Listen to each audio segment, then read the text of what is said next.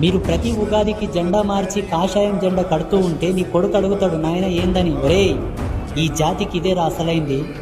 నష్టన బొట్టు పెట్టి ఇంట్లో దేవుళ్ళకు పూజ చేయడం కాదు హిందూ అనేది. దీన్ని ఎగరవేయాలి.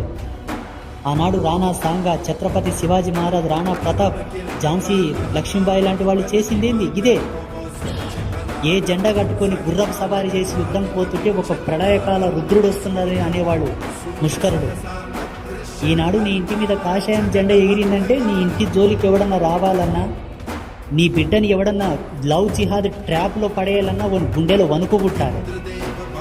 నీ ఇల్లు సంరక్షణ, నీ కుటుంబ సంరక్షణ, నీ మాన్యత సంరక్షణ, నీ భూములు, నీ ఆస్తులు కూడా సంరక్షణ ఒక్క జెండా వల్ల ఆ రిజర్వేషన్ మీకు ఉంటుంది. కాబట్టి నేను చెప్తా అమ్మవారికి, ఉగాది పండగ నాడు ఎవరెవరు కాషాయం జెండా కడతారో వాళ్ళ ఇంటికి పోయి వాళ్ళ కడపకు చేయి పెట్టి రా అని చెప్తా. ఈడ ముగ్గురు అమ్మలకు మీకే మంచిది.